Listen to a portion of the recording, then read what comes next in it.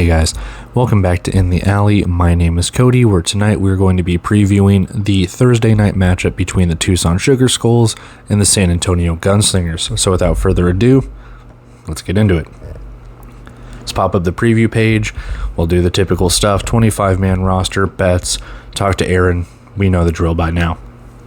Starting off 6:30 p.m. Central Time, YouTube and Caffeine TV. Live from the Freeman Coliseum in San Antonio, Texas, the Tucson Sugar Skulls with a 1-2 record traveling to San Antonio to take on the Gunslingers, who are 0-3. Now, don't be confused by these records by these two teams. Both have losing records, but San Antonio could have won any of the three games that they were pretty much in.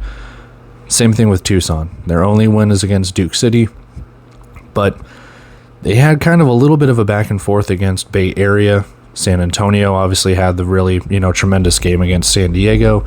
Either of these teams could be maybe 3-0 at, given turnover luck or just kind of the way the ball bounces. So I look for this one to be kind of a yin-yang.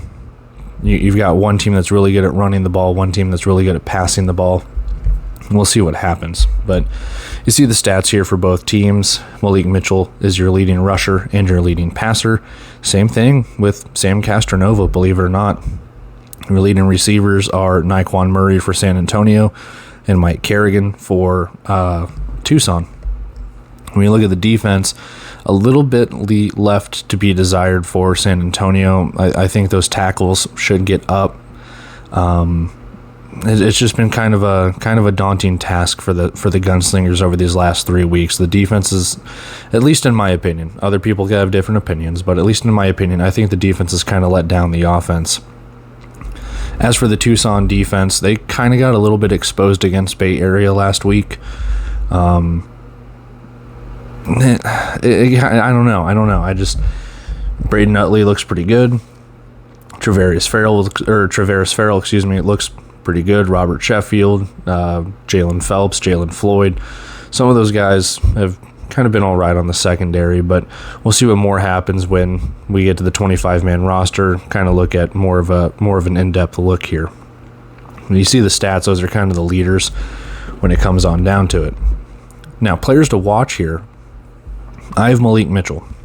Like I said, this is going to be kind of a yin-yang game, in the sense that I think Malik Mitchell obviously is going to have to use his legs to win this game if you're Tucson. He's thrown the ball pretty well, just a smidge under 500 passing last week, 3 passing touchdowns, 1 rushing touchdown with only 48 yards. Like I said, he got kind of shut down. I think he got sacked 4 times, 3 or 4 times against Bay Area. Not great, but we're going up against a San Antonio team that I do not believe has recorded a single sack at all this season. And for that matter, I don't think Tucson has recorded a sack as well. But regardless, I think Malik Mitchell, in order for him to stay upright, stay, on his legs, I know that the Tucson preview, when you go to their website, said making sure he has a clean pocket. Fully agree, obviously. Just making sure that he is able to sling the ball around, take pressure off the running game so he can use his legs in order to get out of there. Defensively for Tucson, it comes down to Robert Sheffield. It comes down to Jalen Floyd. It comes down to just kind of overall getting after San Antonio. You have to blitz. You have to throw off Castronova's timing routes. Hasn't really worked, but regardless, that's what you have to do. As for San Antonio, players to watch, I've got Nyquan Murray.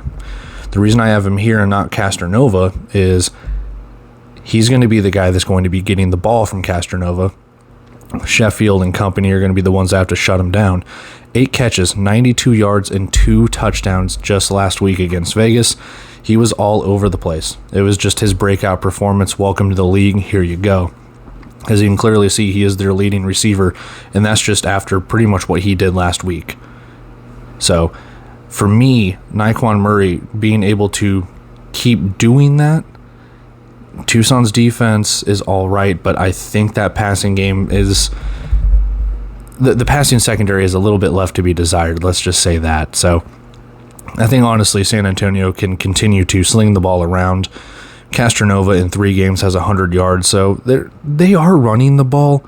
It's just 34 carries and 100 yards. That's a lot of carries. I understand a lot of it might be like 1 or 2 yard sneaks, goal line stuff, but for me, it's you have to get that running game going.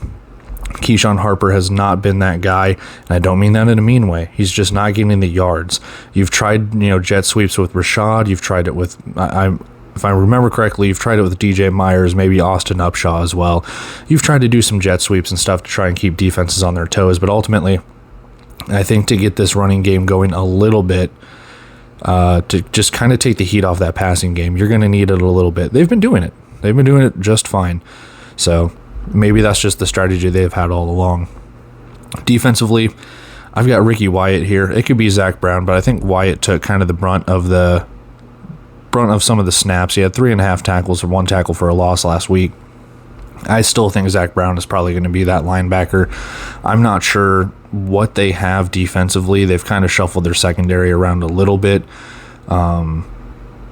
We'll see what they pull out. They're kind of going, I wouldn't say all in, but they're trying to fix it. I've said it before, they need to fix this defense. They're going to see if we can get it fixed here.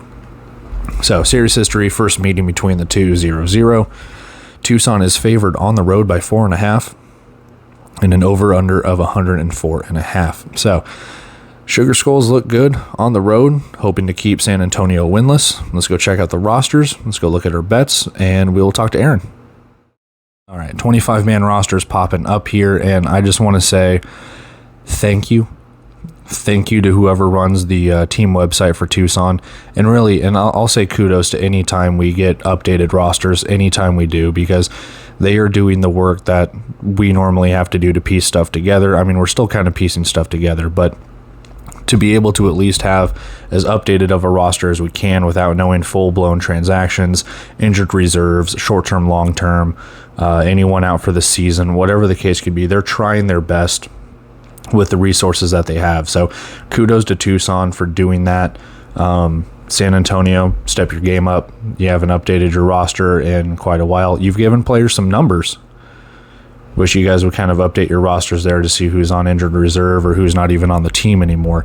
You guys still don't even have Akeem Smith on your roster. So please update it. That's all I'm saying. That being said, let's take a look at these rosters. Like I said, Tucson has kind of shuffled some things around. They have signed, I'm going to butcher his name here, down at the bottom, they have signed Jeremy Neal, and they've signed, is it Dejimon Brooks? I'm not sure how you pronounce it. I'm going to call him Jimon Brooks. Please let me know. I want to get people's names correct. I think it's kind of disrespectful not to pronounce people's names right, so please let me know. But overall, they've signed a couple of guys, kind of shuffled their roster around. I didn't see James Jackson on their 25-man roster. So, and again, I always have to say it, these 21 starters up above are the ones that started the last game. So Tucson is the one that played against Bay Area. San Antonio is the one that played against Vegas. So, that being said, the only other thing I did with San Antonio is they had a whole bunch of players that don't have numbers assigned. I don't even know if they're on the team or anything, or if they're injured or whatever. I just saw today that they signed Keith McGee II. So looky there. You get added while the other ones get taken away. Other than that, that's our 25-man rosters or so. Let's go take a look at our best bet, and we will get Aaron's predictions. Best bet here, money line. I don't know. There's something that I just like about this. I know Tucson's favored by 4.5. Most likely the best bet there is probably to either take Tucson on the money line, which is pretty juiced. Most of the money lines are going to be juiced this week. I don't know why it's so juiced for some of these teams, but regardless, I'm going to go against the grain here. No, number one reason. You got to win at some point, right? Not a good enough reason, right? Second reason, I just think this passing game's really good. You kind of saw what Bay Area was able to do with Pierre Williams and Jazarick Peterson. I know they didn't throw the ball a lot against Tucson. They didn't necessarily need to, I guess. But if you were able to throw the ball around like that, and Tucson doesn't have the best pass defense, if you were able to throw the ball like you've been doing, keep up that pace, get the home crowd involved, I'm not expecting this to be like a San Diego-San Antonio game, 69-61, but it could be one of those higher scoring ones. This all hinges on if this defense can put pressure on Malik Mitchell. Malik Mitchell is the second leading rusher in the Indoor Football League. He is second in rushing touchdowns behind TJ Edwards by 1. You have to get after him. No ifs, ands, or buts. Shamari Wallace, Akeem Smith, Zach Brown, whoever. They need to get after this quarterback. Make him uncomfortable. Break that pocket. Get after him. Simple as that. Offense is fine. Keep doing what you're doing. Keep doing what you are doing.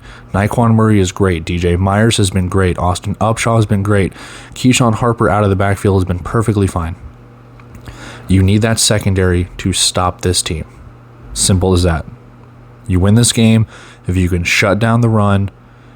I know Tucson can still throw the ball, but they're not throwing it nearly at high of a clip as they are running the ball. Malik Mitchell is able to scramble. He's done it in college. He's done it in the 3 games that they've played so far. He has been a man on a mission. Borderline MVP level, dare I say. I still think San Antonio pulls this out, though. I don't have any other reason than I think this offense is going to just make a couple more plays than Tucson's offense. And dare I say, San Antonio might actually get some stops. So, that being said, let's go see what Aaron has to say, and we'll get out of here. All right, you know what time it is. It's Aaron's IFL Corner. Of course he's popping up in the corner like he does. It says IFL Corner. Of course you know it. As always, you know where to check out his stuff. The UFL News Hub. Go read his work. You know where it's at. Link will be in the description. All of that good stuff. That being said, got our trusty dusty paper. Let's get into it.